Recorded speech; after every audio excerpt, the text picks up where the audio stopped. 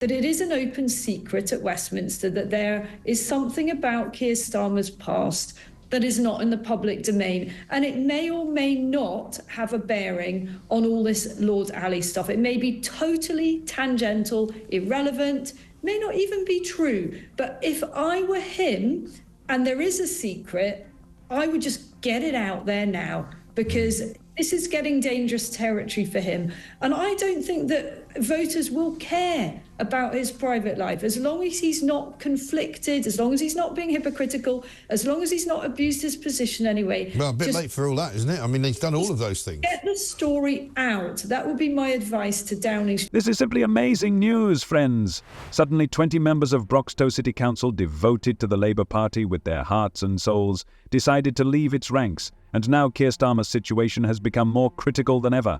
The departure of these 20 council members is not just a loss of random politicians, it is a blow to the very heart of the Labour Party. The group is headed by Milan Radulovic, the leader of the council, who has given more than 40 years of his life to this party, and now he is leaving. This highlights the gravity of the situation, and the reason for this is Keir Starmer. These advisors openly declared that he has turned his back on the fundamental principles for which they fought. In their opinion, Starmer had lost sight of the true aims of the Labour Party. Last night, time and time again, Rishi Sunak was clobbering you over the head with that £2,000 tax line. It took you almost half an hour to call it garbage. What on earth took you so long? What matters is the facts. None of our plans involve tax rises for working people, and I'll spell it out. No income tax rises, no national insurance, no VAT. But what emerged from last night, and this is a very important takeaway, is that the Prime Minister of the United Kingdom, with his back against the wall, desperately trying to defend their record in office, resorted to lies, and he knows he was lying. And I don't say that lightly. Lying about our plans, lying about waiting lists, and lying about votes. And therefore the choice at the election is even clearer now, which is to turn our back, turn a page on the lies, the division and the chaos of the last 14 years and rebuild the country. If Starmer cannot solve his current problems quickly, he will face serious difficulties. Let's look at how this might affect the results of the Labour Party polls. Here are some recent data. Now, let's talk about Starmer's centrist government. While members of his own party call it a dictatorship regime, he's clearly running into problems. Starmer has taken several controversial steps, such as cutting the winter fuel allowance amid the cost of living crisis. Seriously, he seems to have forgotten who the Labour Party should be fighting for. And don't make me talk about waspy women. They have been fighting for their rights for years, and now the Labour Party has simply turned its back on them. Even the Labour Party's position on the Gaza issue is causing discontent. The dismissal of advisors at Broxtowe was one of the main reasons for this discontent. It seems that Starmer got so caught up in the desire to be moderate that he forgot what he was really running for, and the numbers speak for themselves. Almost half of Labour voters, 46%, are unhappy with the way things have been going in the party since the last election. Since July, they have lost 33 council seats in by-elections and won only 6. It doesn't take a genius to figure out that this is bad news. At the weekend, I took a microphone and a camera to a high street, and I spoke to a load of pensioners that, you know, some voted Labour, some didn't. But the anger out there is so high. They cannot believe what this government is doing. The optics is terrible. They are living the high life. Keir Starmer has had more freebies than any other MP over the last 5 years.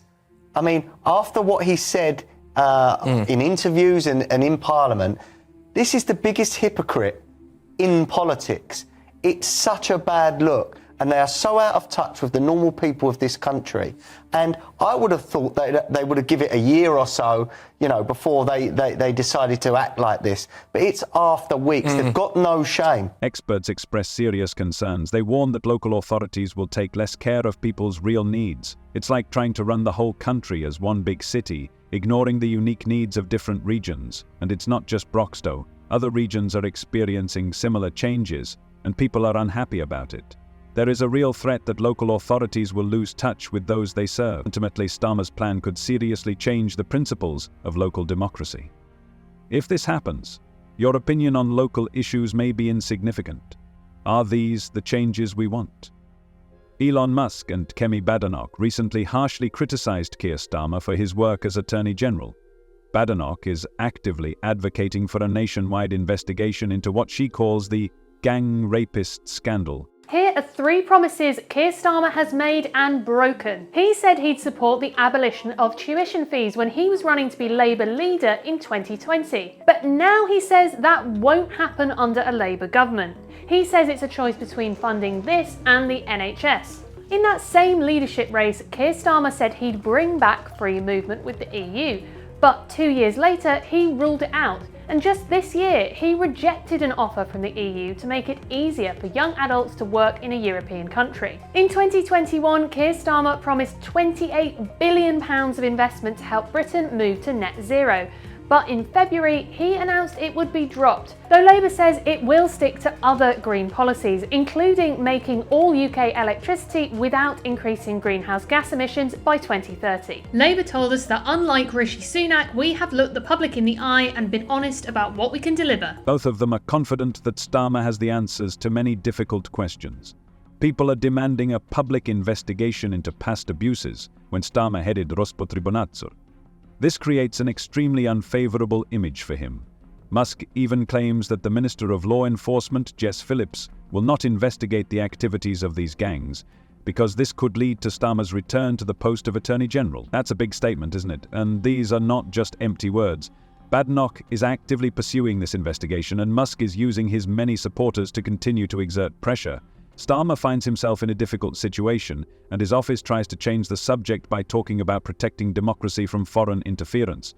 But with all these accusations, it might not work. What will happen next? Downing Street says they are working to tighten the rules on foreign donations to political parties. Do you know what? I don't think Sir Keir Starmer and Labour care about the immigration concerns from people in this country because they're not Labour voters. I think they've got their massive majority. They've got their agenda in play now, and why should they care about it? They've got 5 years of doing what they want. They're already doing it with their green schemes, net zero. Ed Miliband's running riot with wind farms here, there, and everywhere. Solar plants. They don't need to pander to the concerns of those who have worries about immigration because they're in power for 5 years and they've got a stonky majority. But the Labour Party is already losing popularity, and now new serious problems are being added to this. Starmer may have real difficulties. It's like an unfolding political drama full of tension and unexpected twists. I'm sure Musk and Badenoch haven't said their last word yet, and their attacks are just beginning. Let's talk about the Labour Party's electoral failure. This is a real disaster. Do you remember the days when the Labour Party received an overwhelming majority of votes? Those days are in the distant past. Everything has changed so much that it's like we're living in a completely different political world, full of uncertainty and anxiety. The situation for the Labour Party is extremely difficult. After a significant victory in July, they lost 27 seats in just 6 months. They're losing support faster than Starmer can utter the word centrism. Why is this happening? It's like a real storm that's engulfing them. The economy is in complete chaos. Inflation is at a high level. People are experiencing real difficulties. And the Labour Party is talking about raising taxes. What a great way to attract voters, isn't it? Just getting back to this defence budget, Starmer knew he wasn't going to put that up. I don't care what anyone says. He will have predicted, he'll have enough experts whispering in his ear and saying this is the situation. He more than implied that, the defence departments were going to get a fair share of money. They were going to be up in the ante. There was going to be new investment with them. Bearing in mind the decline they've been in for the last 12 years or so, and it ain't going to happen. And you know what? He knew it wasn't going to happen. That almost verges on lies. And don't forget about Brexit. Starmer is getting closer and closer to the EU, and this is causing a storm of discontent among the Labour Party. They voted for Brexit, and now they feel that the Labour Party is trying to bring them back into the arms of Europe, which causes anger and discontent. Starmer tries so hard to please everyone that in the end he didn't please anyone, and this causes disappointment and discontent. You see, other parties are gaining strength. Labour and the Conservatives go hand in hand, but now the share of reformist Britain is 22%. Some experts believe that if the situation continues to develop in this way, reformist Britain could become the largest party in Parliament. This is a wake-up call that cannot be ignored. See you later.